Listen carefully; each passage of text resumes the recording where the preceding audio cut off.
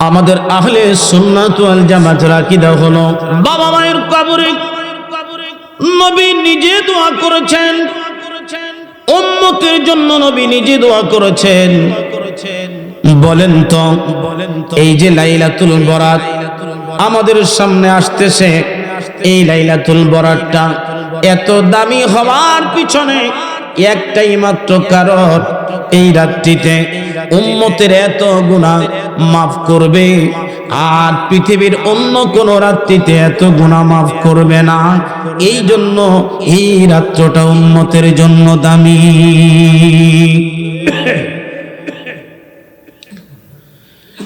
আম্মা জান আয়েশা সিদ্দিকা বলেন, আমরা 12 জন স্ত্রী, 12 জনের ঘরে নবী 12 দিন থাকতো। ওই রাত্রটা ছিল আমার, আমি আয়েশার ছিল।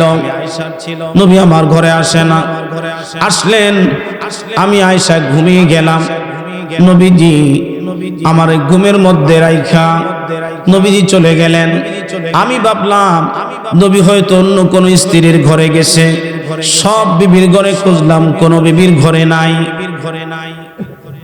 না বাবার পরে খুঁজতে খুঁজতে আমি জান্নাতুল বাকিতে গেলাম।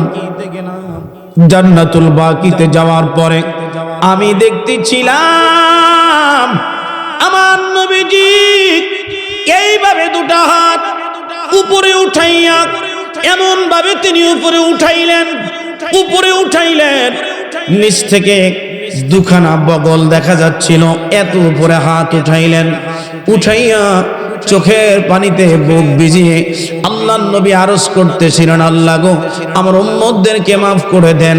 আম্মা জান বলেন, আমি নিজেও হাত তুললাম, দোয়া করলাম। দোয়া করে আমার প্রাণের ভাইরা আমি নিজেও দোয়া করলাম, হাত উঠাইলাম। মোনাজাত শেষে নবীজি বললেন, আয়েশা রে আপনি কি মনে করেছেন রহমতের নবী আল্লাহ এবং আল্লাহ রসুল আপনার উপরে জুলুম করেছে? বলে, ইয়া রাসূলুল্লাহ, আমার মা বাবা আপনার কদমে কোরবান হোক নবী গো, এই রাতের হাকিকতটা কি গো নবী আমাকে একটু বলে দেন। নবীজি ডাক দিয়ে বলেন, তুমি কি জানো না এই রাত্র হলো নিসফু শাবান রাত্র? নবী গো আমরা যদি নিসফু শাবান পেয়ে যাই আমরা কি করব গো নবী? নবীজি ডাক দিয়ে বলেন, আয়েশা রে ফাসুমু নাহারাহা ওয়া কুমু লাইলাহা ফাসুমু নাহারাহা ওয়া কুমু লাইলাহা ফাসুমু নাহারাহা। রাত্রিবেলা তোমরা নামাজ পড়বা, দিনে তোমরা রোজা রাখবা। আর এই কারণে রোজা রাখবা কারণ বনি কলবের যেই পরিমাণ ভক্তি তারা পালন করে, ওই পরিমাণ উম্মতের গুনাহ লাইলাতুল বরাতে আমার আল্লাহ ক্ষমা করবে। একসাথে জবান খুলে বলা যাবে কি আল্লাহু আকবার? হয় না? আরো জোরে বলুন আল্লাহু আকবার। তাইলে লাইলাতুল বরাত নিয়া, নিসফু শাবান নিয়া কোন দলাদলি না।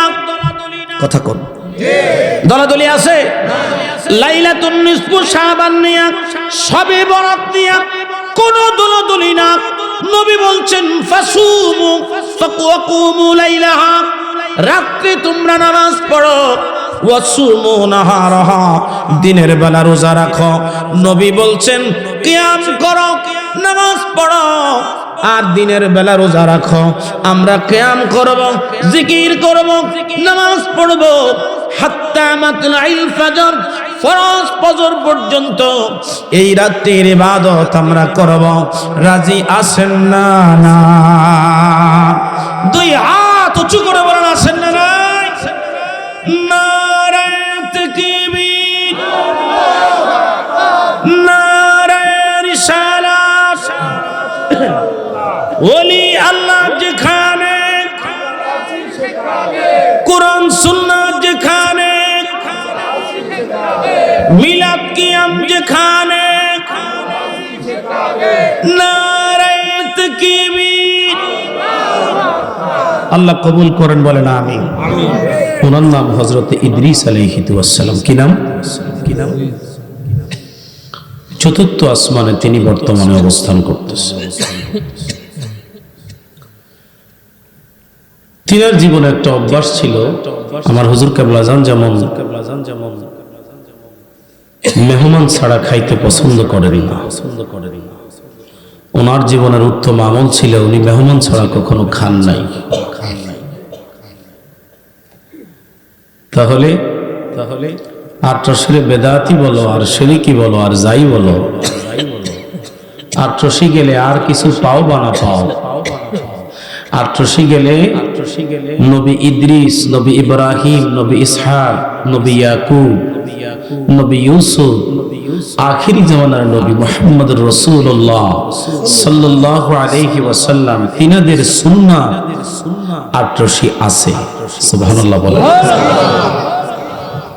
সব নবীদের সুন্নাহ আটরশি আছে। ইদ্রিস আলাইহিস সালামের বাড়িতে মেহমান আসছে দুপুর বেলা। তো মেহমান যদি আগে আগে আসে, ওনার আরেকটা অভ্যাস ছিল, উনি সবসময় রোজা রাখতেন। আমার নবীজিও রোজা রাখতেন। আমার কেবলা জান হুজুর রোজা রাখতেন। হুজুর কেবলা জানার আশিক মুরিদ যারা, এরাও রোজা রাখেন। প্রশ্ন করবেন যে ভাই কেন রোজা রাখেন, কেন রাখছেন? তারা উত্তর দিবে, আমি আমার রাসূলকে ভালোবাসি, আমার মুর্শিদকে ভালোবাসি, আমার মুর্শিদ রোজা রাখতেন, এই জন্য আমি রোজা রাখতে ভালোবাসি। হুজুর কেবলা জান নবী ইদ্রিস আলাইহিস সালামের বাড়িতে মেহমান আসছে। মেহমান আসার পরে দুপুর বেলা আসছে। আমরা দুপুরে একটা নামাজ পড়ি, কি নামাজ জানি?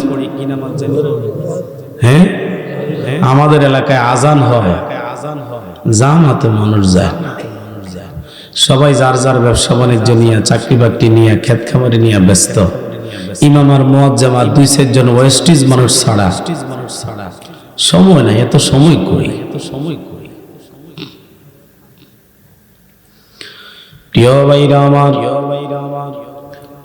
এখন বাড়িতে মেহমান আসার পরে হুজুর তো রোজা রাখছে, তো এরা তো আর দুপুরে খাইব না, হুজুরের সাথে একসাথে সন্ধ্যায় খাবে। তো হুজুর নিজেরও ইফতার করতেছিলেন, মেহমানরা ইফতারের জন্য তাদেরকেও ইফতার দিছে। কিন্তু হুজুর তো সারাদিন রোজা রাখছে, কষ্ট করছে। আমরা যেরকম মনে করেন সারাদিন রোজা রাখলে সন্ধ্যাবেলা বেহুশ হয়ে যায়, আজান দেওয়ার সাথে সাথে এমন ভাবে খাই, খাওয়ার পরে মাগরিবটাও ঠিক মতো পড়তারি না, শরীর ছেড়ে দেয়। এই জন্য নবীদের সুন্নত পেট ভরে খাওয়া না, কিঞ্চিত একটা খেজুর 40 জনে এক খেজুর দিয়া ইফতার করছে, এর নাম হয়েছে ইফতার। আর আমরা তো পারি না ইফতারে সাগরে ডুইবা, তারপরে মন চাইলে নামাজ কয়, নামাজ রোজা তো রইছে আর নামাজ কি লইয়া। তো সারাদিনে হইল 1 ফরজ, আর মাগরিবে 3 ফরজ। মাগরিবে 3 রাকাতে 3 ফরজ সারাদিনে। এত কষ্ট করে রোজা রইছে আবার নামাজ খা, সামনে আইতেছে তো নামাজ, এই কারণে বলতেছি আর কি। রোজা তো আহে না, বহু মানুষের বিপদ আপদ চলে আয়। আমার দেশের মা বোনেরা এখন আর বোরকা পরে না, এখন বোরকা পরে রমজান মাসের দোকানে। যে বোরকা যে লাগে এটা বুঝিয়ে দেওয়ার জন্য আমার দেশে রমজান আসে। হযরত ইদ্রিস আলাইহিস সালাম রোজা রেখে তিনি ব্যস্ত হয়ে গেলেন ইফতার করার জন্য। সূর্যাস্তের পরপর ইফতার করবে। এমন সময় ভিতর থেকে ওনার স্ত্রী খেয়াল করলেন আল্লাহর পয়গাম্বর ইফতার করে রে, কিন্তু তিনার মেহমানরা ইফতার করে না। নবী ইফতার করে, মেহমান ইফতার করে না। হুজুর তো খাইতে আছে, আরে এইটা কোন আজব, এরকম মেহমান তো জীবনে দেখছি না, যে আমি ইফতার করি মেহমান ইফতার করে না। তো উনি বলতেছে এখন খাওয়া টাওয়া ফালাইয়া, বউ তো খুব কঠিন জিনিস।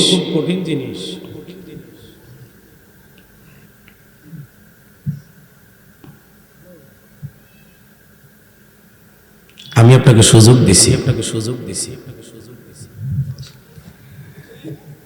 আমার একটা মোবাইল আছে, এটা আমি সাইলেন্ট করে দিছি, কারণ মোবাইলটা এটা আমাদের একটা সংসার। কি কর সব চলে, কিন্তু মোবাইল সাইলেন্ট থাকলে আর চলে না।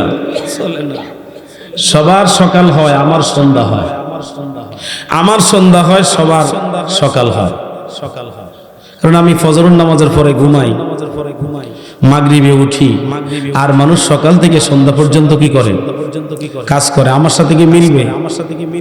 আজকে সকালে শুইছি, 2টা বাজে উঠে দেখতেছি যে প্রায় 70টার মতো কল। তা আস্তে আস্তে করে একটা একটা করে ভেট করছি। এক একজনে ফেরেশান। কেউ হুজুর আইবেন নি, কেউ হুজুর মাহফিলের কথা মনে আসেনি, কেউ একটা ডেট দেওয়া যাইব নি। মনে মনে চিন্তা করি, আমি আজকে মারা গেলে আগামী দিন যে কি হবে দেশের আল্লাহই জানে।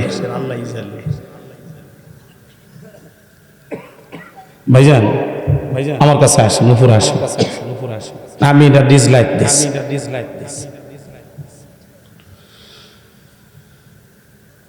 ভিতর থেকে বললেন, হুজুর আপনি ইফতার করতেছেন, এরা তো ইফতার করে না, মেহমান নিয়ে ইফতার করেন, এটা আবার কোন ধরনের আচরণ শুরু করলেন? এরকম বেহুশ হইলে চলে না। আমাদের দেশে তো রোজাদার সব বেহুশ, তামাম পৃথিবীটা নিয়ে বসে, খাইব আধা কেজি, লইয়া বহে 3 কেজি। এর নাম বাংলাদেশি রোজাদার। এবার মেহমান বলতেছে, হুজুর আপনি খান, আমরা পরে খান। পরে আর খান। হুজুরের মাগরিবের পরে 2 রাকাত নামাজ ছিল, উনি ইফতার করে নামাজের মধ্যে দাঁড়িয়ে গেলেন, মেহমানরাও দাঁড়াইলেন। সারা রাত্রি ভর 2 জন মেহমান নামাজ পড়ছে। নবী ইদ্রিস তিনিও নামাজ পড়েছেন। একসাথে জবান খুলে বলা যাবে কি মারহাবা। আর চষি যত ওয়াহাবি জাকার, সুন্নি যাক, আর খারেজি জাকার, জামাতি জাকার, লামাজহাবি যাক, যেডি যাক, আটশি গেলে কখন ছিলাম নামাজ নাই, এখন তুই নামাজ পড়তে পড়তে গিরা ব্যথা করে। আমার একটাই কইতেছে, হুজুর এটা কোন দরবার আইলাম? নামাজ পড়তে পড়তে আর হাত তুলে রাখতে রাখতে হাত কলি ব্যথা হয়ে গেছে। আমি কই তুই মনে হয় আটশির বেশি গিবত করছো, সেই কারণে তোরে আল্লাহ এখন এসে 800 দেহালুর লেগে। কি করুন ওরে মুর্শিদের দরবার, ভক্তের কাবা ঘর, কে জানে তার ভাগ্য। মুর্শিদের দরবার, ভক্তের কাবা ঘর, কে জানে তার ভাগ্য। কখন যে দয়ালে থাকেন আমার কোন হালে, এ সালাম দিও না তারে কোন সময়। আরে যার যত খুশি কর কদম বুসি, রহমত আছে ওই জায়গা। বিশ্বাসে ভক্তি মিলিবে তোর মুক্তি, কে জানে তার ভাগ্য।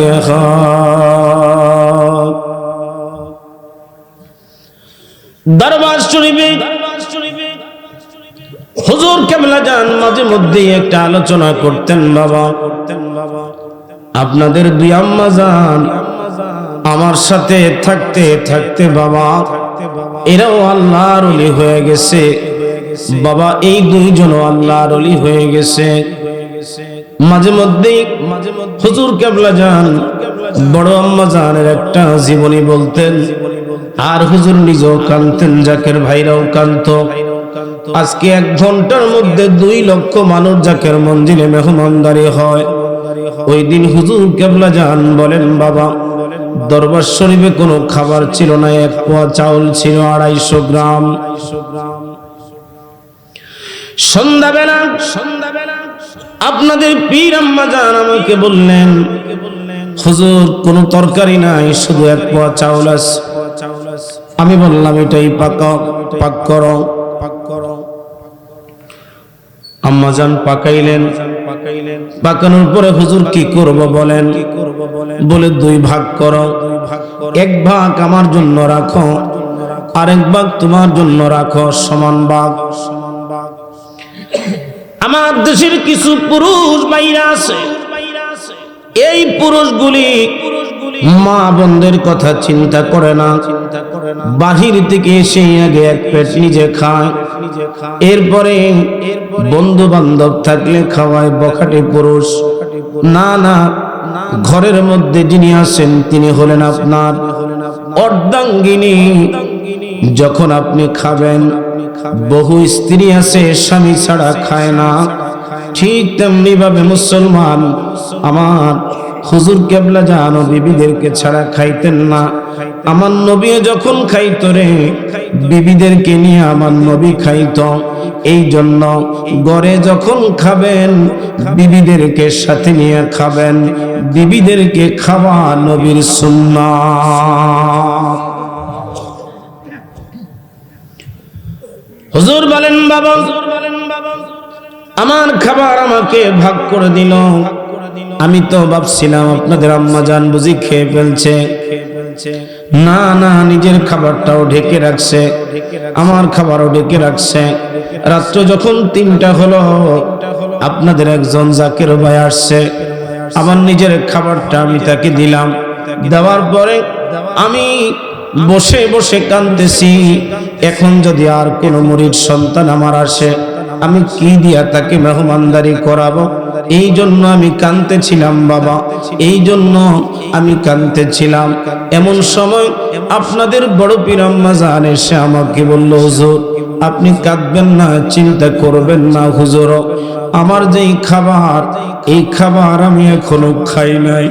যারা আপনার মুরিদ তারা তো আমার সন্তান, তারা আমাকে আম্মা জান বলে, আপনি চিন্তা করবেন না, এখন যদি কোনো মুরিদ আসে আমার খাবার দিয়ে আমি মেহমানদারি করাবো।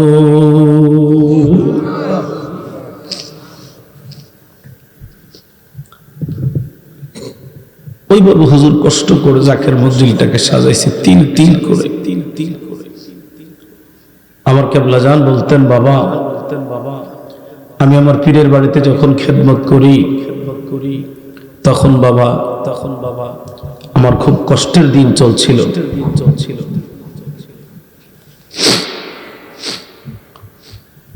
আমার খুব কষ্টের দিন চলছিল।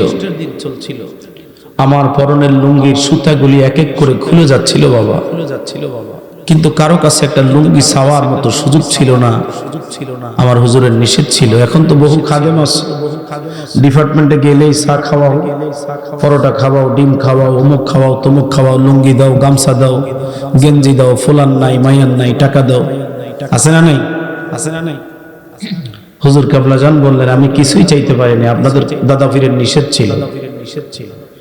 তো যেমন নিষেধ ছিল তেমন হুজুর এমন দাওয়াত দিছিল, কিছুদিন কষ্ট করার পরে একেবারে দুনিয়া আখেরাত সবকিছু তার জন্য, তার মুরিদের জন্য ওয়াকফ করে দিয়ে দিয়েছে।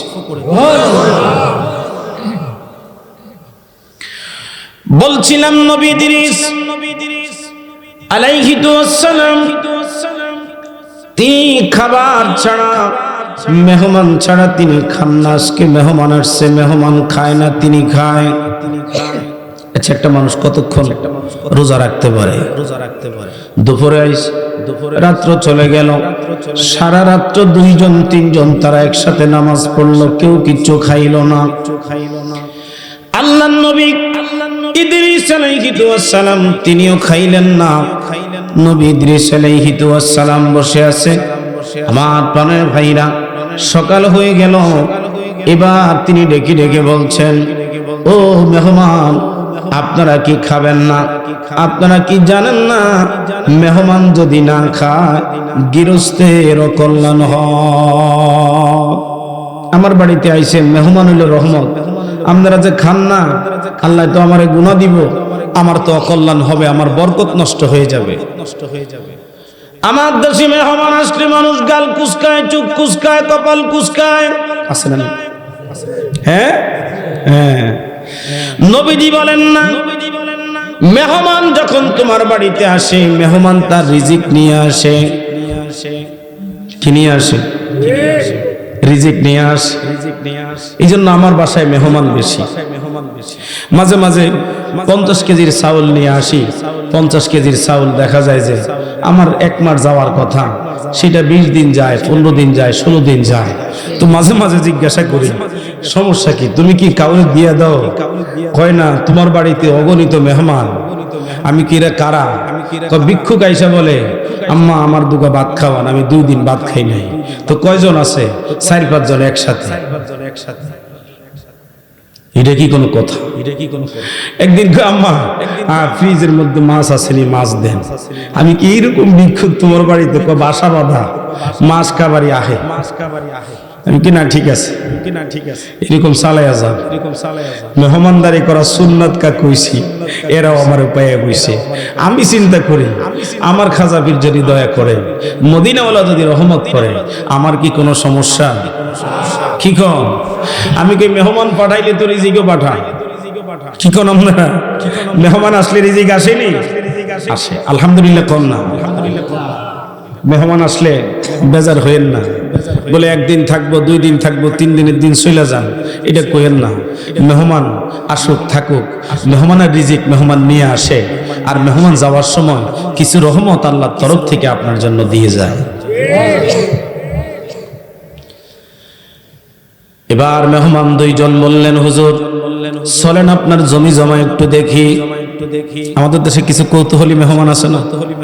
চুয়াডাঙ্গা আইলে কয়, দেখি আপনার খেজুরের বাগান কয়টা আছে? সারা বছর খালি পইরা থাকলেও শীতকালে বাম্পার। কি কম? চিনির কেজি 120 টাকা, আর গুড়ের কেজি হইলে কত?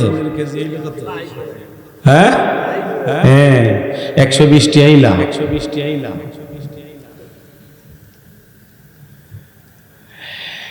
এ মুসলমান, এই যে চোখ দিয়ে তাকাইয়া খেজুরের সাথে আখের গুড় মিলান, আখ দিয়ে তো চিনি বানায় নাকি? হ্যাঁ, চোখ দিয়ে দেখছেন না? কান দিয়ে শুনছেন নি? হাতের আঙ্গুল দিয়া লড়াইছেন নি? কথা কয় না, ভয় লাগতেছে। এদের জবান আল্লাহ ঘুরে দিবে, হাতের আঙ্গুল গুলি সেদিন কথা বলবে, চোখ কথা বলবে, আপনার জবান সেদিন বন্ধ, জবান হবে না। আপনার পা সেদিন কথা বলবে। ওই যে বাজারে ব্যবসায়ীরা জিগাইছে, কাস্টমার জিগাইছে, ভেজালি না খাঁটি গুড়? আপনি ভেজাল মিশে বলছেন খাঁটি গুড়। ওই দিন আপনার জবান বন্ধ, আপনার এই অঙ্গ প্রত্যঙ্গ করে আল্লাহর কাছে সাক্ষী দেবে, আল্লাহ এটা তোমার এক বান্দা হইয়া আরেক বান্দারে ঠকাইছে। আল্লাহ বলবে আজকে বিনিময় দিয়ে দাও। টাকা কোথায় পাবো? টাকা তো আমার কাছে নাই। বলবে ঠিক আছে, তুমি নামাজ পড়ছো, নামাজ দিয়ে দাও। আট্রসি যাইয়া জিকির করছো, জিকির দিয়ে দাও। রমজানে রোজা রাখছো, রোজা দিয়ে দাও। বাইতুল্লাহ হজ করছো, হজ দিয়ে দাও। বলে আল্লাহ তাহলে আমার কি হবে? বলে এটা আমি জানি না। তার পাওনা তাকে দিয়ে দাও। কি জন্য তার সাথে জুলুম করছো? তুমি সারা জীবন সেজদায় পড়ে থাকলে 1 ফোঁটা রস জীবনে বানাইতে পারতা না। আমি আল্লাহর কুদরত দিয়া খেজুর গাছে রস দিছি, ওই রসের মধ্যে আমি মিষ্টি দিছি। ঠিক না? ঠিক। এই জন্য আটশো হুজুর কইছে, আগে আল্লাহরে ভয় করো। কারে? আল্লাহ অন্ধকারে যেমন দেখে আলোতেও, রাত্রে যেমন দেখে দিনেও। যে আল্লাহরে ভয় পায়, উনি কি খেজুরের রসের সাথে চিনি মিশাইব? মিশাবে কোনদিন? আল্লাহর ভয়। এই জন্য ওলিরা বলছে আল্লাহর ভয়। ভয় করবেন কারে? একবার খেজুরের রস খাইতে গেছি কুতুবপুর আইসা। এখন বিকাল বেলা গাছের মালিক লইয়ে গেছি। এখন যেই গাছে গেছি, ওই গাছের মধ্যে দেখি রসও আছে, রসের ভিতরে কি জানি একটা পইরা আছে। তো পরে আমি জিগাইলাম, এটা কি? হুজুর কচু দিয়া রাখছি। আমি কচুকে হুজুর আপনি জানেন না, এত কষ্ট করে গাছে হাড়ি দিই, আর কে জানি হাড়ি রসও নিয়ে যায়, হাড়িও ভেঙে দিয়েছে। আমি কিন্তু কচুতে কি লাভ? কচু খাইলেই গলাটা ফুলে যাবে, সু তাড়াতাড়ি ধরন যাইব। বিশাল কায়দা হয় না, বিশাল কায়দা হয় না। হুজুর কচু খাইলেই, এই রস খাইলেই গলা ফুলে যাবে আর তাড়াতাড়ি। আমি বললাম যে এটা মানুষে খাইলে, জাল দিয়ে খাইলে সমস্যা না? কয় না, জাল দিয়ে খাইলে কোনো সমস্যা না। আমি তাইলে অনেকটা বাচ্চা।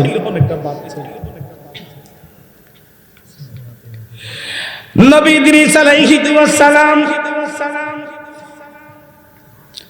বাইরা আমার দুঃখ লাগে, হাসিও লাগে।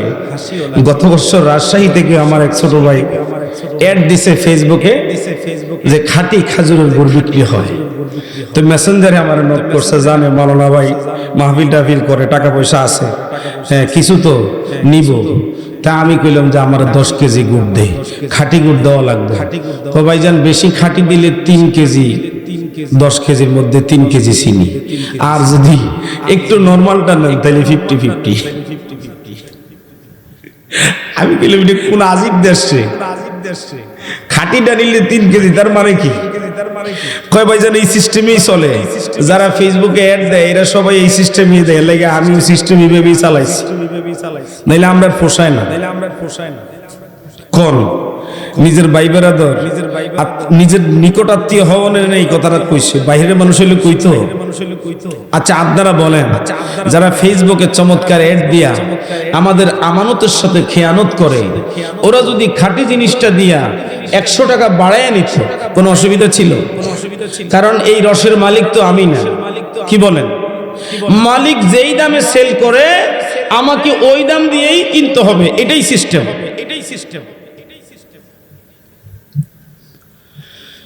নবী ইদ্রিস আলাইহিস সালাম দুইজন মেহমান বললেন, হুজুর চলেন আপনার জমি জমা ফল ফলাদি, ফসল ফলাদি একটু দেখি।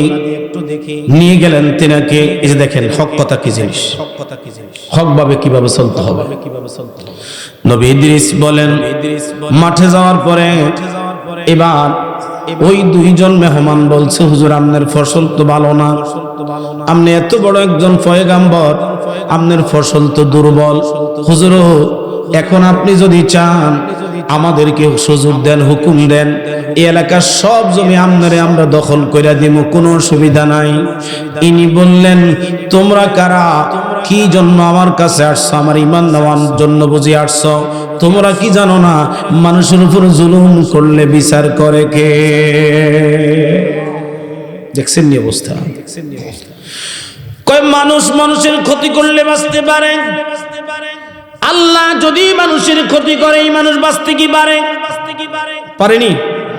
কয় তোমরা যেমনে সেমনে যাও, কোনো জোড়া হাত করে বলো, হুজুর মাফ করে দিবেন, ক্ষমা করে দিবেন, আমাদের ভুল হয়ে গেছে, মাফ করে দিবেন, আর বলবো না।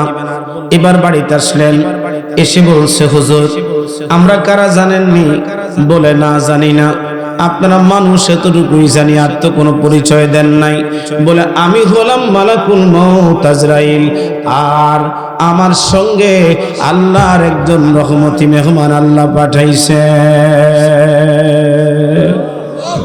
এই কথা শুনলেই তো খুশি। কি কর আমার কাছে যদি এসে মালাকুল মউত কর সিরাজি, আমি কিন্তু আয়া পড়ছি। কি কর ওয়াজ আসি, কথা কয় না, আসেনি। হ্যাঁ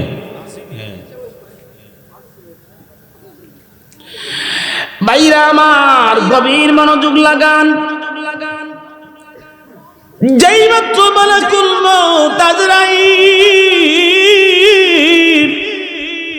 তিনার পরিচয় দিয়ে দিলেন, পরিচয় দেওয়ার পরে নবী ইদ্রিস ডাক দিয়ে বলেন, ওগো আল্লাহর ফেরেশতা মালাকুল মউত আজরাইল, আমি জানতে চাই আমার কি যাওয়ার হুকুম হয়েছে নাকি? বলে এখনো হুকুম হয় নাই, আমি আপনাকে দেখা করার জন্য আসছি, আপনার মেহমানদারি দেখার জন্য আল্লাহ আমাকে পাঠাইছে। তাহলে খালেস নিয়তে মেহমানদারি করলে আল্লাহ নিজেও মেহমান পাঠায়। ভাইরা আমার, এবার দেখেন ইদ্রিস আলাইহিস সালাম বললেন, তাহলে আমার একটা উপকার করেন। বলে কি উপকার করব? বলে ভাই গো, আপনি একটা কাজ করেন, আমি তো টুকটাক ইবাদত করি, বেশি করতে পারি না, আপনি আমাকে একটু ওই যে ইন্তেকাল করান, আমার রূহটা নিয়ে যান। বলে নেওয়ার পরে আমার রূহটা আবার ফেরত দিবেন, রূহটা নিয়ে যাওয়ার পরে আবার ফেরত দিবেন। বলে কেন? বলে এই জন্য, আমি শুনেছি পৃথিবীর সবচাইতে কষ্টের জিনিস হলো মানুষের রূহ কবজ করা। আমি শুনছি পৃথিবীর সবচাইতে কষ্টের জিনিস কি? মানুষের রূহ কবজ করা। একজন মানুষ যদি এই পৃথিবীর মধ্যে একবার এসে বলতো, হ্যাঁ, মৃত্যুর যন্ত্রণার কথা যদি কোনো মানুষ বলতো, মুসলমান, জীবনে কোনোদিন কোনো মানুষ এই দুনিয়ার মধ্যে সংসার করত না, দুনিয়াদারি করতে পারত না, জংলায় গিয়ে শুধু সেজদায় পড়ে আল্লাহর দরবারে ইবাদত করত, রোনাজরি করত আর কান্নাকাটি করত, কারণ মৃত্যুর যন্ত্রণা বড়ই কঠিন। হযরত ইদ্রিস নবী যখন এই কথা বললেন, মালাকুল মাউত ডেকে বলে, হুজুর, হুকুম ছাড়া করতে পারবো না, হুকুম লাগবে। আল্লাহ হুকুম দিলেন, আজরাইল রে, আমার বন্ধুর ইচ্ছা পূরণ করো, তিনার রূহটা কবজ করো, আবার রূহ দিয়া দাও। এবার তিনার রূহ কবজ করা হলো, কিছুক্ষণ পর আবার তিনার রূহটা ফেরত দেওয়া হলো। এবার ডাক দিয়ে বলেন, হুজুর, আপনি বলেন তো মৃত্যুর যন্ত্রণাটা আপনার কেমন ছিল? যেহেতু কবরের পাশে বসছেন বাবা, এই জন্য আজকে কথাটা বলে যায়। হযরতে ইদ্রিস আলাইহিস সালাম ডেকে বলেন, ও ভাই মালাকুল মাউত আজরাইল, আমার কাছে মনে হয়েছে যখন আপনি আমার রূহ কবজ করেন, তখন আমার মনে হয়েছে আবার জীবন্ত মানুষের শরীরের চামড়া ওই বেলেট দিয়া খোসাইলে একটু একটু করে বের করলে যতটা কষ্ট হয়, তার চাইতে 1000 গুণ বেশি কষ্ট আমার হয়েছে। তাফসীরের কিতাবের মধ্যে এসেছে, একটা জীবন্ত উটের চামড়া খোলাইলে ওর যত কষ্ট পাইছে, ওই রকম কষ্ট আমি ইদ্রিস আলাইহিস সালাম পেয়েছি। মালাকুল মাউত ডেকে বলে, আল্লাহর নবী গো, আমাকে মাফ করে দিবেন। পৃথিবীর মধ্যে সব চাইতে সহজভাবে আমি আপনার রূহ কবজ করেছি, এত সহজভাবে আর কোনো বান্দার রূহ আমি কবজ করি না, আমারে মাফ করে দেন। এত সুন্দর আর এত সহজভাবে কারো রূহ আমি কবজ করি নাই, যত সহজভাবে আপনার রূহটা কবজ করেছি। গভীরভাবে কথাগুলি খেয়াল করেন। এবার ইদ্রিস নবী বলতেছে, ভাইজান, আমার একটা আবদার রক্ষা করেন। বলে কি? বলে আল্লাহর জাহান্নামটা আমি একটু জীবদ্দশায় দেখতে চাই। কেন গো নবী? বলে এই জন্য দেখতে চাই। কেন গো নবী, কি জন্য দেখবেন?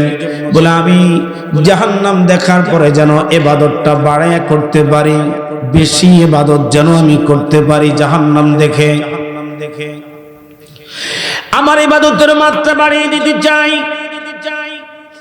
আল্লাহ পাক ডেকে বলেন, ও মালাকুল মাউত আজরাইল, আমি তোমাকে হুকুম দিলাম, যা আমার ইদ্রিস নবীকে যাইয়া ওনাকে আমার জাহান্নাম দেখাও। জোরে বলেন মারহাবা। জীবদ্দশা অবস্থায় দুইজন নবী জাহান্নাম জান্নাত দেখেছে, একজন নবী ইদ্রিস, আরেকজন নবী আমার নবী মুহাম্মাদুর রাসূলুল্লাহ। এই দুইজন নবী। খারাপ লাগতেছে আপনাদের? আচ্ছা, তো আস্তে আস্তে কথা বলতেছি এই কারণে, কারণ আমার শরীরটা অসুস্থ কয়েকদিন ধরে। কিন্তু ওয়াদা যেগুলো করছি, আমি যদি আজকে না আসতাম, আমার ভাই ভাবতো হুজুর মনে হয় টাকা আজকে কম দেবো, আর আপনারা ভাবতেন, ভাবছিলাম সিরাজি বালা, এটাও দেখি আস্তে আস্তে খারাপ হয়ে গেছে। তো এই জন্য অসুস্থ হাজিরা বন্দার গুনামা আমাকে দেখার পরে আপনারা মনে হয়েছে যে না টাকা টুকা না, আসলে আলমডাঙ্গার মানুষে হাসান সিরাজি ভালোবাসে, এই কারণে চলে আসছে। কি ভাই ঠিক না ভাই? ঠিক। আমি আপনাদেরকে ভালোবাসি, আপনারাও আমাকে ভালোবাসেন। আপনারা যেমন সবাই আমাকে চিনেন, আমি হয়তো সবাইকে চিনি না। ওই দিন এনায়েতপুর দরবার শরীফে গেলাম, ইন্ডিয়া থেকে কিছু জাকের ভাই আসছে, 150 জন ভিসার জন্য অ্যাপ্লাই করছে, পাইছে মাত্র 60 জন। 60 জন মাত্র ভিসা পাইছে, এরা আসছে। আসার পরে আমি বেটার ফেসবুক ঘাটলাম, গাইটা দেখি যে উনি আমার ফ্যান লিস্টে আছে। আমার ইউটিউবে গেলাম, যাই দেখি যে উনি আমার চ্যানেল সাবস্ক্রাইব করে রাখছে। আল্লাহু আকবার, আল্লাহু আকবার। আমাদের এমপি ক্যান্ডিডেট আসছে নাকি? হ্যাঁ, আচ্ছা আচ্ছা, প্রতিনিধি নাকি? আচ্ছা আচ্ছা, আসতে দেন, আসতে দেন। একটু দরুদ শরীফ, আল্লাহুম্মা সাল্লি। কে আসেন না, আসেন উপরে, আসেন একজন আসলে হবে, আসেন। সাইয়্যিদিনা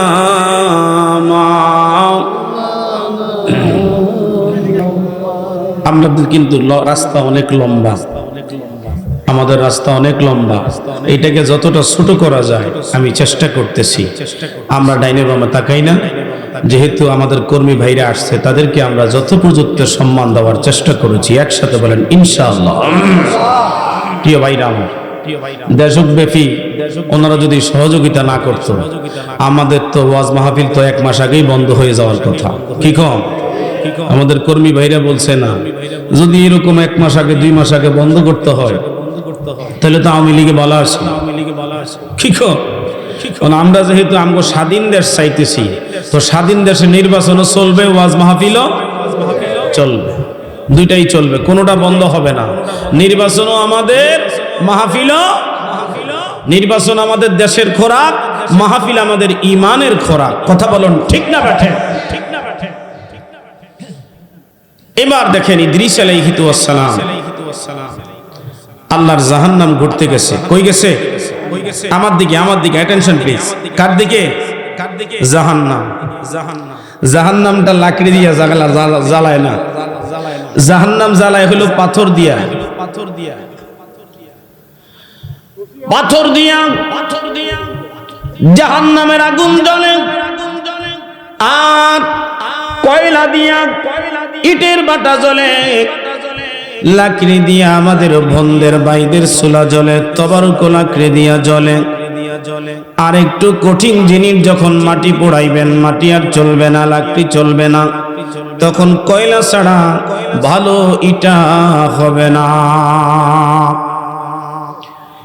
ইটার চাইতেও কঠিন জিনিস পোড়াবেন আল্লাহ, মানুষ পোড়াবে। এই মানুষ পোড়াইবেন আল্লাহ কোনো মাটি দিয়া না, কয়লা দিয়া না, লাকড়ি দিয়া না। আমার আল্লাহ পোড়াবেন কি দিয়া জানেননি?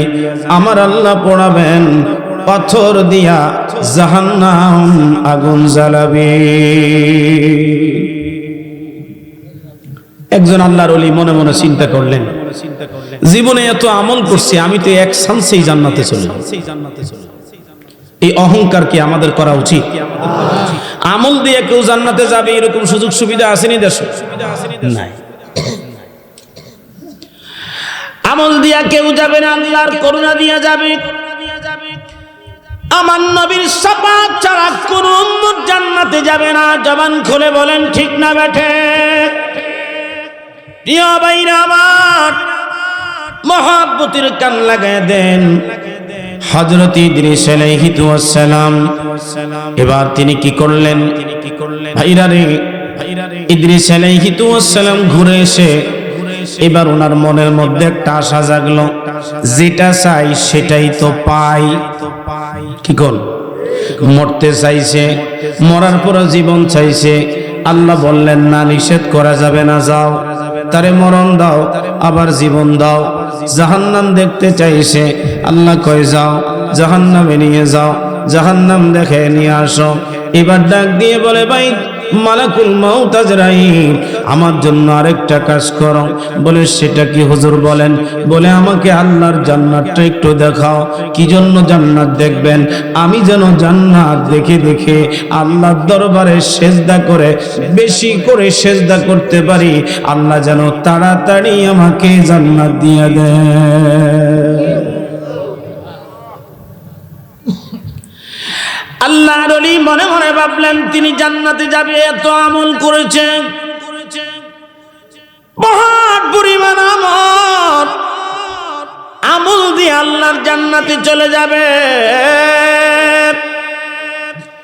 একদিন তিনি এশার নামাজের উপরে ঘুমাইলেন। ওই ঘুমের ঘরে তিনি স্বপ্ন দেখতেছে সর্বনাশ, হাসরের ময়দান শুরু হয়ে গেছে। আল্লাহ নিজে দাঁড়াইছে মিজান নিয়া, নেকির পাল্লা ওজন করতেছে, গুনার পাল্লা নিজে ওজন করতেছে। চুরিদারি করার কোনো সুযোগ নাই, ঘুষ ঘাস দেওয়ার কোনো সুযোগ নাই। এমত অবস্থায় কি হলো দেখেন বাবাজিরা, গভীর মনোযোগ লাগাইয়া দেন। এবার ওই বিশাল লম্বা লাইন, মুহূর্তের মধ্যে লাইন শেষ হয়ে তিনার জায়গার মধ্যে আসছে। এবার তিনার বিচার কার্য শুরু হবে। এমন সময় আল্লাহ ডাক দিয়ে বলেন, উনার বিচার হবে একটু পরে। উনার বিচার হিসাব নিকাশ একটু পরে হবে। আগে জাহান্নামের দুইজন ফেরেশতাকে হুকুম দিলেন, তোমরা যাও তিনাকে আমার জাহান্নামটা দেখে নিয়ে আসো। এখন বলেন তো জাহান্নাম কি শান্তির জায়গা না শাস্তির জায়গা? হ্যাঁ, শাস্তির জায়গা। জেলখানায় সবাই থাকতে চায় না, গারদখানায় সবাই থাকতে চায় না। বাজান গভীর মনোযোগ, রিমান্ডের কথা শুনলেই মানুষের জ্বর চলে আসে। এই রিমান্ডের আরেক নাম হলো জাহান্নাম।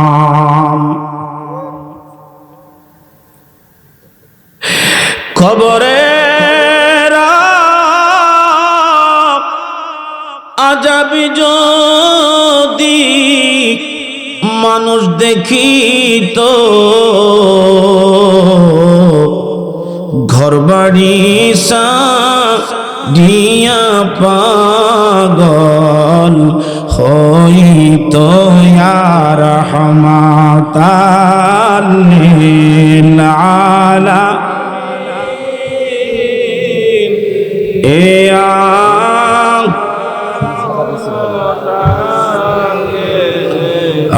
আলামিন ইয়া রাহমাতাল লিল আলামিন ইয়া রাহমাতাল লিল আলামিন ইয়া রাহমাতাল লিল আলামিন ইয়া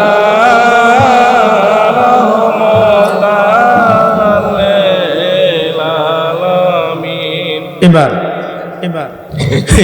জাহান্নামটা চতুর্পাশে যেই মাত্র ঘুরাইছে, গলা শুকাইয়া কাঠ হয়ে একেবারে নাভি পর্যন্ত শুকিয়ে গেছে। পানির পিপাসা, এই পানির পিপাসায় যেই মাত্র শুকিয়ে গেছে, দুই পাশে জাহান্নামের ফেরেশতারা ধরে আসে। আর আল্লাহ সামনে দাঁড়ান। এখন বিচার কার্য শুরু হবে। কয় আল্লাহ আমার একটা কথা শুনেন। কয় কি কথা? কয় আগে আমার একটু পানির ব্যবস্থা করেন। কয় এখানে তো পানি টনি নাই। কি কোন রিমাইন্ডে পানি আছে? হ্যাঁ, পানি দে। এত সোজা পানি দিলি গিয়ে একটা রিমান্ড হয়। সবকিছু দিয়ে কষ্ট দিয়ে সত্য কথা বাইর করবে, এর নাম কি? রিমান্ড। এবার বলছে না, এখানে বিনা পয়সায় পানি নাই। পয়সা পাইব কই? হাসরের ময়দান তো হাসরের ময়দান। আমার ইমরান মাঝহারি কয়, সবাই কয় আমার পেট বড়। পেট বড় হলে কি হবে? দুটা জিনিস মানুষের সাথে যাবে, একটা হলো পেট আর একটা হলো দাড়ি। আমি কি তোর পেট আছে দাড়ি তো নাই, দাড়ি আছে 3-4টা, হবে কি? অসুবিধা নাই, 50-50। দাড়িও লাগতো, পেটও লাগতো, দাড়ি যেহেতু না এই জন্য পেটটা বড় বানাইছে। বাইরে আমার যেই মাত্র আল্লাহ পাক বললেন এখানে কোনো পানির ব্যবস্থা হবে না, বিনা পয়সায় কাউকে এখানে পানি দেব না, পানির বিনিময়ে একটা আছে। বলে আল্লাহ কি বলেন? বলে তোমার জীবন থেকে নেক দেওয়া লাগবে। বলে যত খুশি নিয়ে যান, পাহাড় পরিমাণ নেক থেকে একটু পানি দিবেন, আর কতটুকুই বানিবেন? বলে না, তোমার জীবনের সমস্ত নেকগুলি যদি দাও তাহলে আমি এক পেয়ালা পানি তোমাকে দিব। দেখেন অবস্থা, এক পেয়ালা পানি দিব, সারা জীবনের নেকির বিনিময়ে জান্নাত কোথায়? দেখেন তো অবস্থা, দেখেন তো অবস্থা। যিনি চিন্তা করলেন আমি বিনা হিসাবে জান্নাতি, এত পরিমাণ আমল আমি জীবনে করেছি, এই জন্য নামাজ পড়ো আল্লাহর সন্তুষ্টির জন্য, রোজা রাখবো আল্লাহর সন্তুষ্টির জন্য, হজ করবো আল্লাহর সন্তুষ্টির জন্য, যাকাত দিব আল্লাহর সন্তুষ্টির জন্য, ভিক্ষুককে ভিক্ষা দিবে আল্লাহর সন্তুষ্টির জন্য, মানুষকে সাহায্য করবে লোক দেখানোর জন্য নয়, আল্লাহর সন্তুষ্টির জন্য। কথা বলুন ঠিক না বেঠে? এই সব কিছু যখন আল্লাহর জন্য হবে, আল্লাহ পাক রব্বুল আলামিন ময়দানে মাহশরে আপনার জন্য একটা সূরত নিয়ে আসবেন। ওই সূরতের নাম হলো সূরতে রহমানী। কি সূরত? দয়ার সূরত, সূরতে রহমানী। রহমানের সূরত আপনার কাছে নিয়ে আসবে। তখন যখন রহমানের সূরত নিয়ে আসবে, আল্লাহর মায়া লাগবে, আপনার আমলগুলি, নেক আমলগুলি শুধু দেখবে, গুনাহ দেখবে না, সাথে সাথে আপনাকে মাফ করে জান্নাতে পৌঁছে দিবে।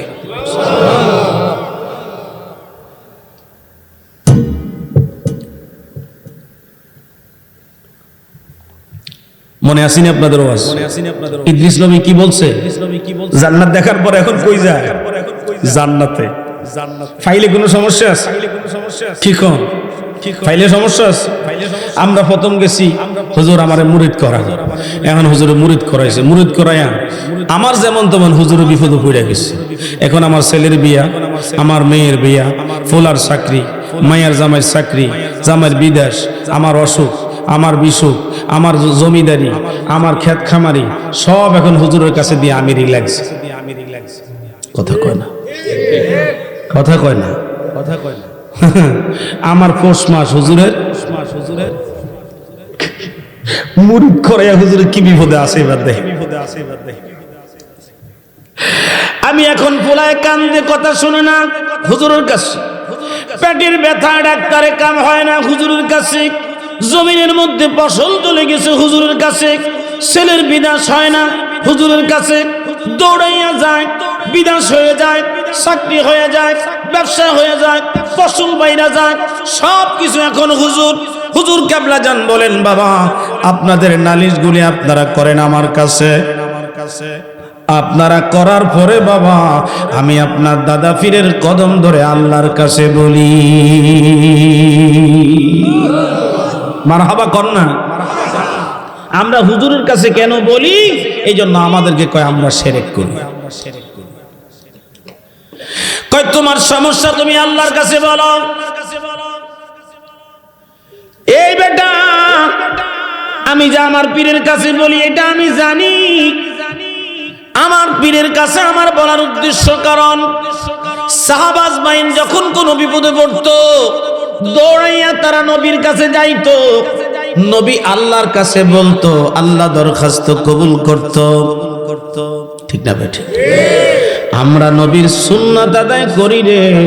এখন তো নবী নাই, আছে নবীর নায়েবরা, নবীর নায়েবদের কাছে বলি, কারণ আমার দরখাস্ত কবুল হইতে পারে নাও পারে, 50-50 চান্স। আল্লাহর ওলি যারা, মাহবুব বান্দা যারা, এদের দরখাস্ত আল্লাহ কোনোদিন ফিরায় না, ফিরায় না, ফিরায় না, ফিরায় না। কথা বলুন ঠিক না বেঠি?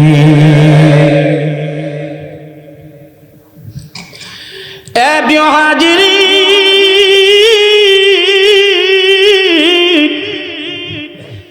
হযরত ইদ্রিস আলাইহিস মাত্র বললেন ভাই আজরাইল আমার একটু নিয়ে যাও, আমি আল্লাহর জাহান্নামে জান্নাত একটু দেখতে চাই। আল্লাহ পাক হুকুম দিয়ে দিলেন আজরাইল যাও, আমার ইদ্রিস নবীরে তুমি জান্নাতে পৌঁছে যাও। কিন্তু সেখানে যখন রওনা করলেন ভিতরে ভিতরে তিনি একটা নিয়ত করছে, জান্নাতে যদি একবার ঢুকতাম পারি আমি জান্নাত থেকে আর বের হব।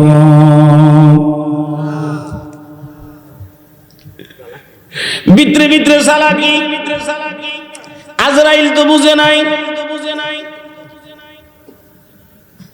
আল্লাহ হুকুম দিয়ে দিলেন যাও আজরাইল আমার বন্ধুরে আমার জান্নাত দেখাও। জান্নাত দেখাবে। এবার জান্নাত দেখাইতে যাওয়ার পরে জান্নাতের সবচাইতে বড় দরজার নাম হলো রাইয়ান, উত্তম জান্নাতের নাম হলো জান্নাতুল ফিরদাউস। আর জান্নাতুল ফিরদাউসের ওই রাইয়ান গেটের মধ্যে যাইয়া তিনি দাঁড়াইলেন। দাঁড়ানোর পরে এবার মালাকুল মউত বলেন, হুজুর এই দুনিয়ার জুতা নিয়ে জান্নাতে যাওয়া যাবে না, আপনি দুনিয়ার জুতাগুলি খোলেন, জান্নাতে যাইতে হবে খালি পায়ে। আর তো সেই খালি পায়ে গেলে কত বেড়ার কত কথা। আমার হুজুর বলেন, বাবা আমাদের জুতার তালুর মধ্যে পায়খানা প্রস্রাব থাকে, কত ধরনের ময়লা থাকে বাবা। এই জন্য আমার এই বাড়ির মধ্যে যারা আসে, আমার বাড়ির প্রতিটা ইঞ্চি জমি আমি মানুষের সেজদার জন্য বানাইছি। এই জন্য বাবা আমি নিজেও এই বাড়িতে জুতা ব্যবহার করি না, আপনারাও জুতা ব্যবহার কইরেন না। এখন জুতা ব্যবহার না করার কারণে আমাদের সমালোচনার অভাব নাই।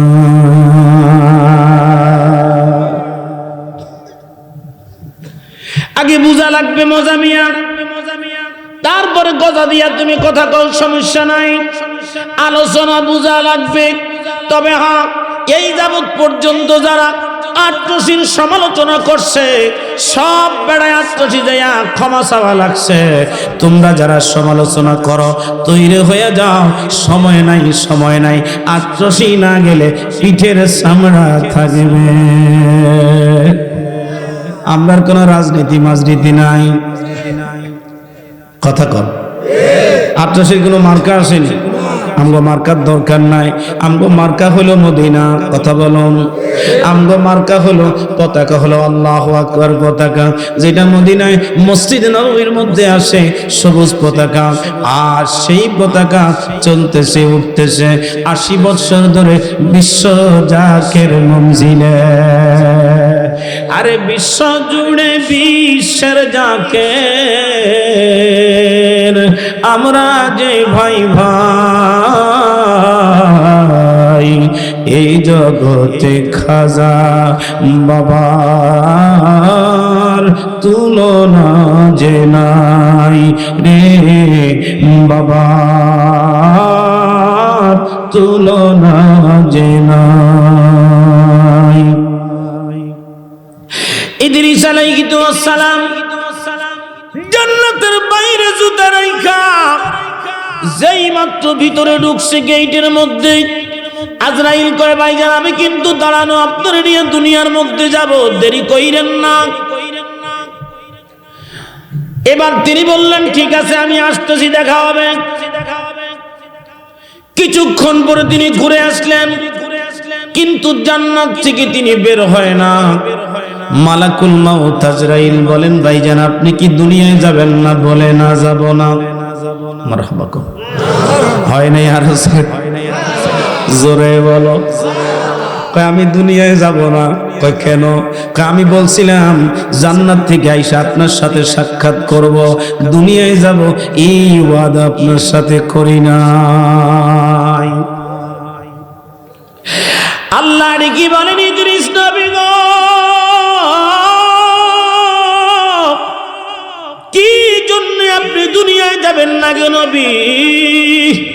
আমার আল্লাহ পাক যেই মাত্রই প্রশ্ন করলেন, ইদ্রিস নবী ডাক দিয়ে বলে, আল্লাহ আমি শুনেছি তোমার জান্নাতে মৃত্যু ব্যতীত কোনো মানুষ আসবে না, আর জাহান্নাম না দেখা পর্যন্ত তোমার জান্নাতে আসবে না।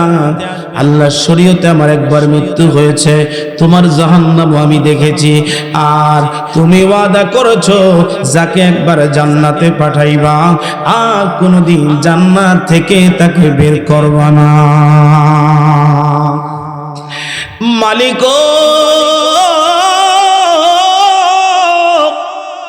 তুমি তো ওয়াদার বরখেলাপ করো না, কি জন্য গো মালিক আমার জান্নাত দিয়া বের করবা? আল্লাহু আকবার বলেন না, হয় নাই? আরো জোরে বলেন, একসাথে বলেন আল্লাহু আকবার। আমার আল্লাহ ডাক দিয়ে বলেন, মালাকুল মাউত আজরাইল তুমি চলে যাও। আমি আমার ইদ্রিস নবীরে যেদিন বানাইছি এইভাবে আমার জান্নাতের জীবিত অবস্থায় তাকে আমি জান্নাত দিব, এটা আমি আল্লাহ তার তাকদীরের মধ্যে লিখে দিয়েছি। ও মালাকুল মাউত আজরাইল তুমি তোমার ডিউটিতে চলে যাও। হযরতে আজরাইল হাসতে হাসতে চলে গেলেন। একসাথে জবান খুলে বলা যাবে কি আল্লাহু আকবার, আল্লাহুম্মা সাল্লি। একটা মোবাইল তো দিবা না। ওয়ালা আলি সাইয়্যিদিনা প্রিয় হাবিব আমার কি নামে ডাকি, প্রিয় হাবিব আমার কি নামে ডাকি, কি নামে ডাকি বলো, কি নামে ডাকি বলো, এই অধমে প্রিয় হাবিব আমার কি প্রিয় হাবিব আমার কি নামে ডাকি, প্রিয় কি নামে ডাকি, কি নাম ডাকি বলো, কি নাম ডাকি বলো, এই অধমে প্রিয়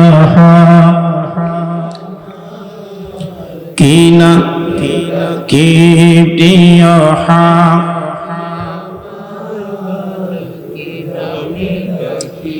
প্রিয় ভাইরা আমার, প্রিয় ভাইরা আমার, এই কবরের কাছ থেকে কবরের কথা বলতে গিয়ে প্রায় আধা ঘন্টা 40 মিনিট কথা বললাম।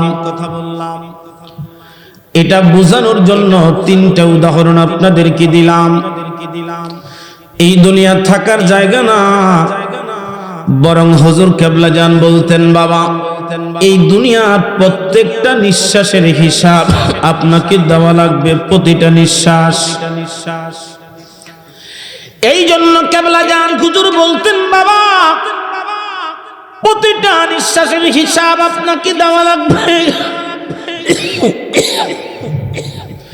এই নিঃশ্বাস আল্লাহ জিকির ব্যতীত যেই নিঃশ্বাস আপনি ফেলেছেন, ওই নিঃশ্বাসটা কি জন্য ফেললেন?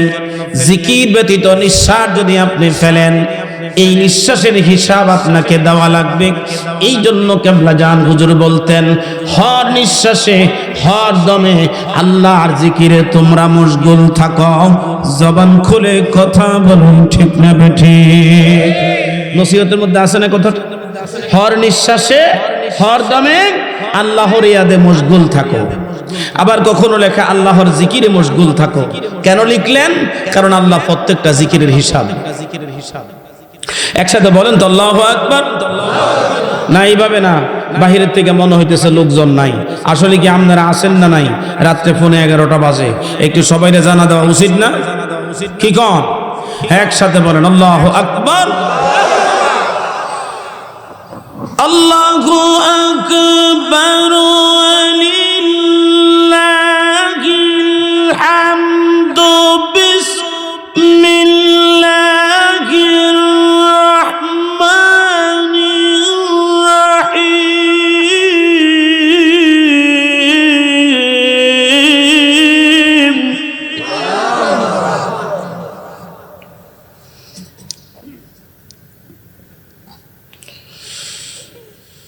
الرحمن علم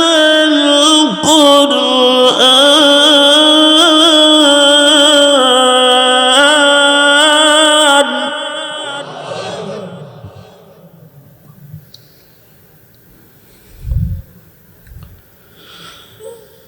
خلق الإنسان علمه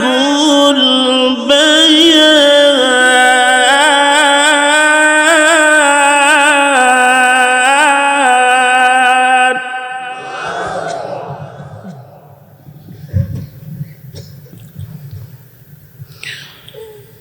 الشمس والقمر بحسبان والنجم والشجر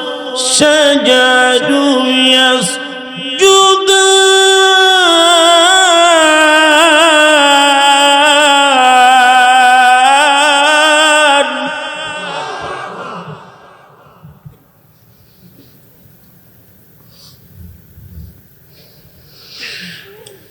والسماء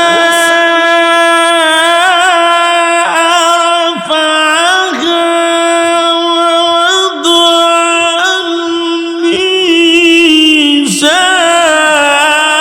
الميزان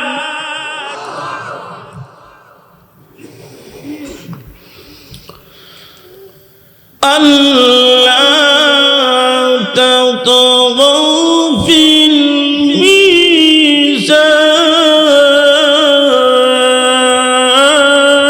الميزان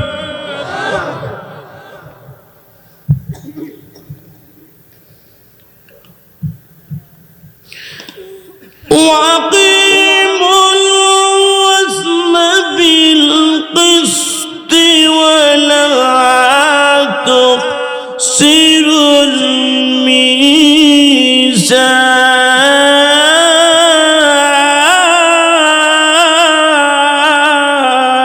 الميزان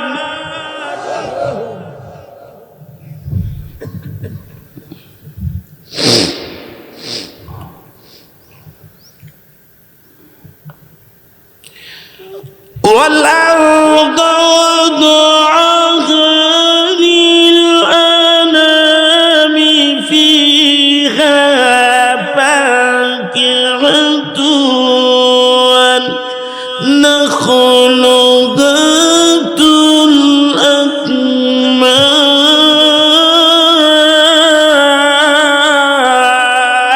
الأكمام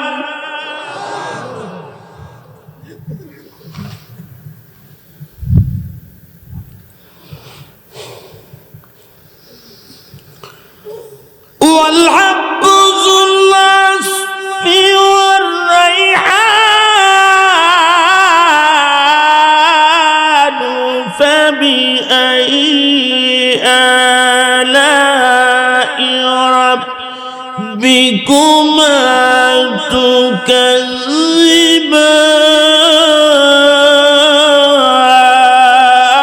تكذبان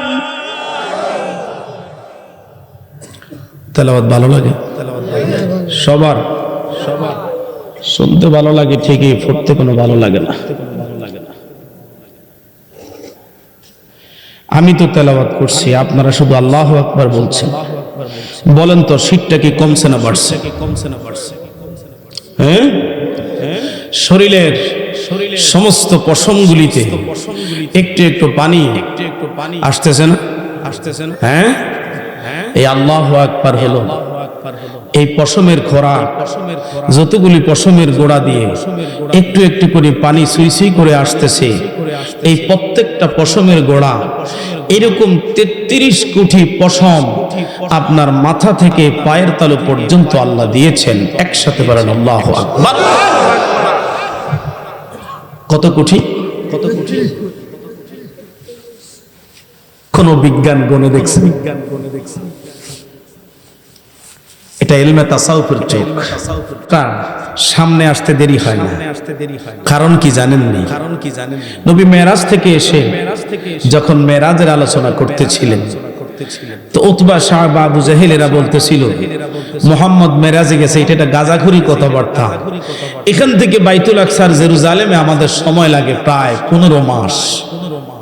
কত মাস?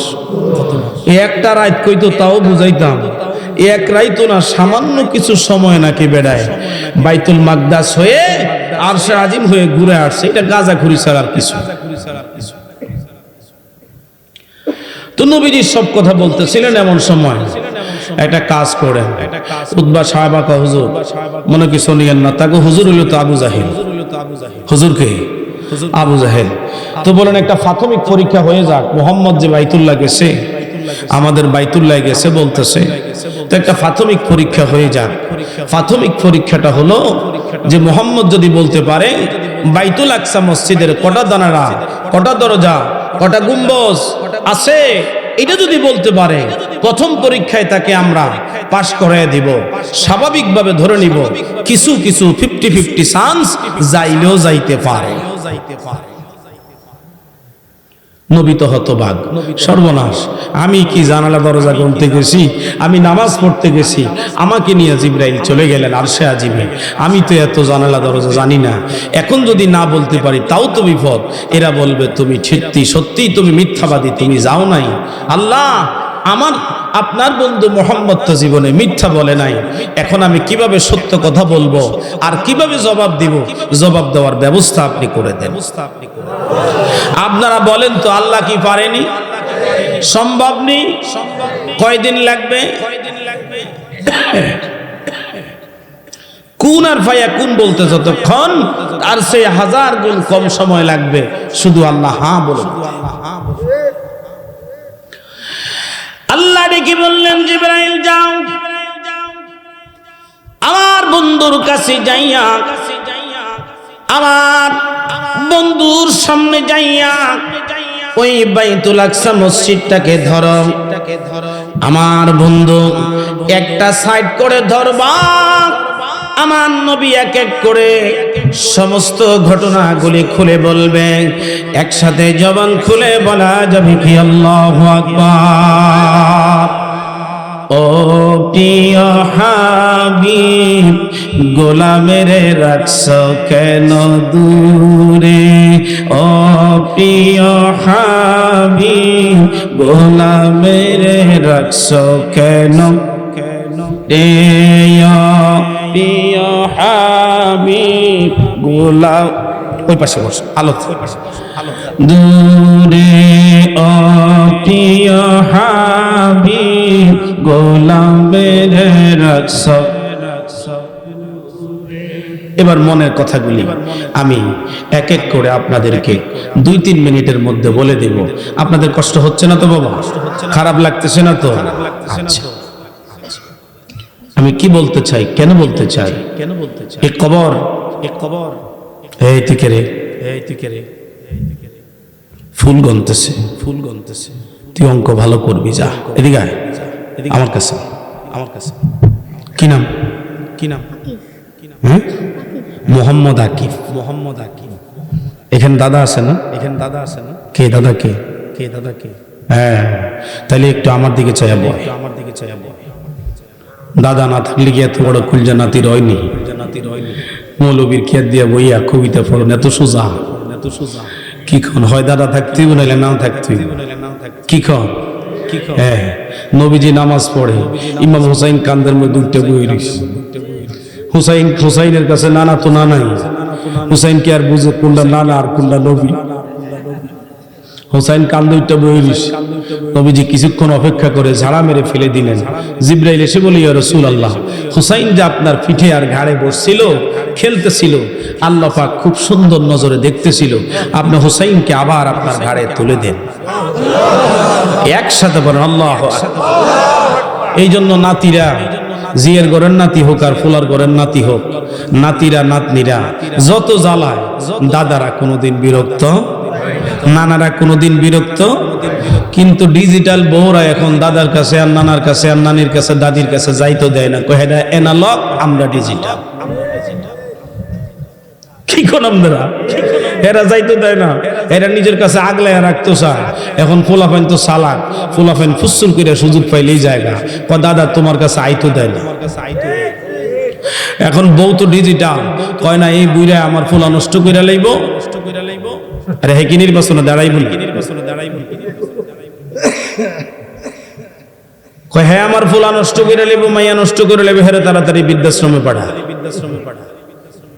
না লতে সমস্ত মেয়ের যারা স্বামীকে কুপরামর্শ দিয়া শ্বশুর শাশুড়িরে হ্যাঁ মুরব্বীদেরকে বৃদ্ধাশ্রমে পাঠা, এদের জন্য না লত। কারণ এরা জীবনে নিজেরা যখন আবার বৃদ্ধ হবে, এদের সন্তানরাও এদেরকে আবার বৃদ্ধাশ্রমে পাঠাবে।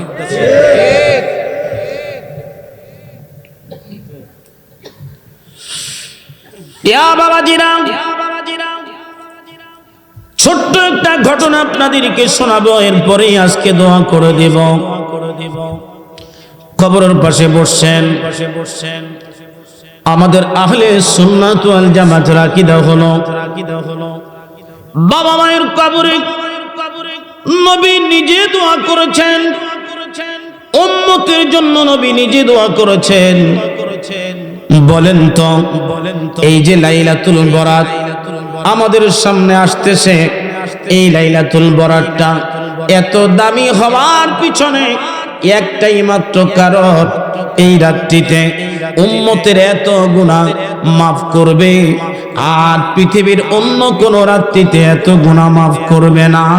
এই জন্য এই রাত্রটা উম্মতের জন্য দামি।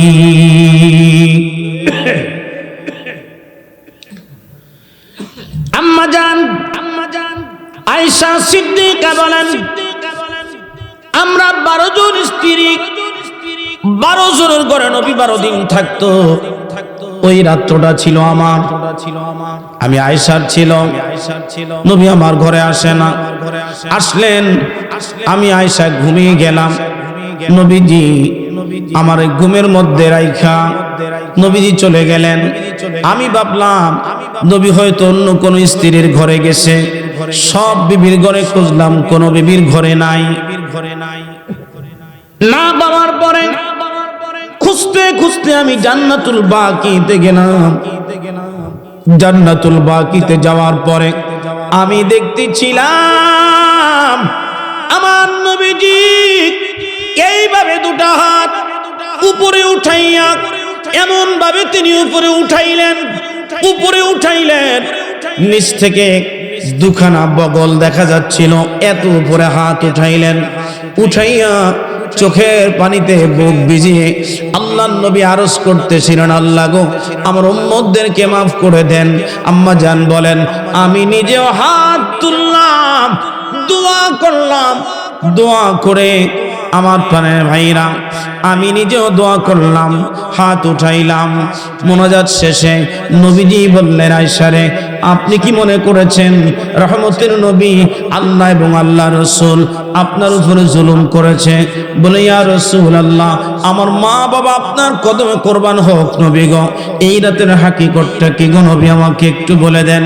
নবীজি ডাক দিয়ে বলেন, তুমি কি জানো না এই রাত্র হলো নিসফ শাবান রাত্র? নবী গো আমরা যদি নিসফ শাবান পেয়ে যাই আমরা কি করব গো নবী? নবীজি ডাক দিয়ে বলেন, আয়েশা রে ফাসুমু নাহারাহা, ফাসুমু নাহারাহা ওয়া কুমু লাইলাহা, ফাসুমু নাহারাহা ওয়া কুমু লাইলাহা, ফাসুমু নাহারাহা। রাত্রিবেলা তোমরা নামাজ পড়বা, দিনে তোমরা রোজা রাখবা। আর এই কারণে রোজা রাখবা কারণ বনি কলবের যেই পরিমাণ ভক্তি তারা পালন করে, ওই পরিমাণ উম্মতের গুনাহ লাইলাতুল বরাতে আমার আল্লাহ ক্ষমা করবে। একসাথে জবান খুলে বলা যাবে কি আল্লাহু আকবার? হয় না? আরো জোরে বলুন আল্লাহু আকবার। তাইলে লাইলাতুল বরাত নিয়া, নিসফ শাবান নিয়া কোনো দলাদলি না। কথা কোন দলাদলি আছে? লাইলাতুন নিসফ শাবান নিয়া, শবে বরাত নিয়া কোনো দলাদলি না। নবী বলছেন, ফাসুমু ফাকুমু লাইলাহা, রাত্রে তোমরা নামাজ পড়ো, ওয়াসুমু নাহারাহা, দিনের বেলা রোজা রাখো। নবী বলছেন, কিয়াম করো, নামাজ পড়ো আর দিনের বেলা রোজা রাখো। আমরা কিয়াম করব, জিকির করব, নামাজ পড়ব হাত্তা মাতলাইল ফজর, ফরজ ফজর পর্যন্ত এই রাতের ইবাদত আমরা করব। রাজি আছেন না? না দুই হাত উঁচু করে বলেন আছেন না? নাই? নারায়ে তাকবীর, নারায়ে রিসালাত। ওলি আল্লাহ যেখানে, কোরআন সুন্নাত যেখানে, মিলাদ কিয়াম যেখানে, নারায়ে তাকবীর। আল্লাহ কবুল করেন, বলেন আমিন।